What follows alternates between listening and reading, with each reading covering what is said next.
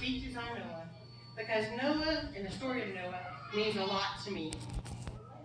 We find the story of Noah in Genesis in chapter 6 and through 10.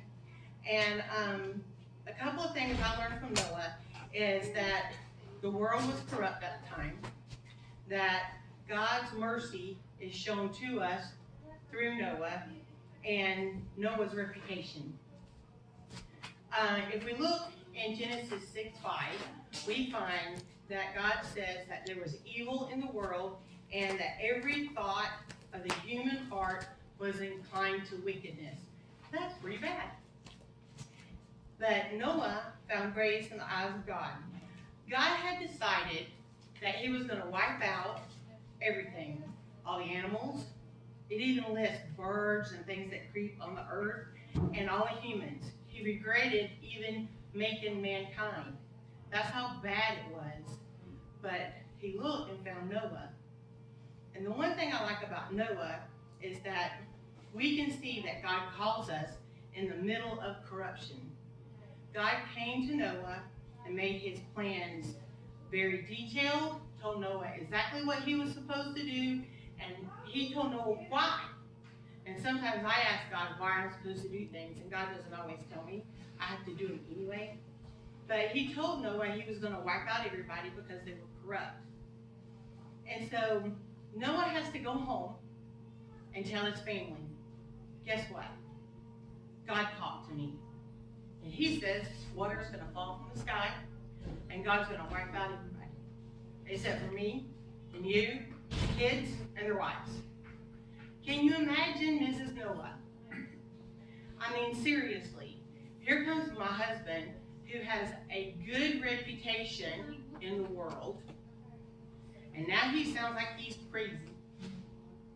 I mean, she had to have extreme faith or trust in her husband and faith that he didn't just absolutely lose it. But think about Noah. Here he is in whatever position he had at the time, doing whatever work he did at the time, and he says, honey, guess what? I'm going to construct a vessel that's going to float because water's coming out of the sky, because it had never rained up until that point. Because God is going to wipe out everything. How many times does God ask us to do things that seem just as crazy? We have no idea why God wants us to do this, and yet we still have to do it. He goes to his sons. Now, Noah's reputation was such that when he went to his sons and said, hey, y'all have to help me with this, that we don't see anywhere where they questioned his authority or questioned his resolve or said, well, no, Dad, you know what? I'm busy. We don't see that. Another thing we don't see is the fact that Noah, although he had a word from God, he worked on this for 100 years, and we don't see where God came back going, way to go, Noah. That's the way to cut that gopher wood. You're doing a great job building this boat. We don't ever see that. Noah did what Noah was supposed to do, what God told him to do, until it was done. God didn't come back and say anything else to him until it was time to get on the boat. Then Noah's mission changed. And we have to see that God doesn't change.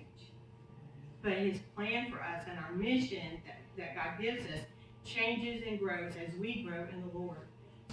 So we have to listen to what God tells us and do what God tells us to do until he tells us to do the next thing. God told Noah to get on the boat. He got on the boat and he shut the door. God shut the door. And then God shut the door until it was time for the door to be opened. So we have to know that we have to follow God until he opens up the next door. So what I've learned from Noah is that I can live with God in a world that's corrupt and find God's grace in a corrupt world. And I can be righteous in a corrupt situation. And I've learned that when God shuts the door, he will open the next door. I may have to wait. I believe Noah waited like 6 months, and it may be 6 months, but God will open up the next door. And that's why the story of Noah means something to me.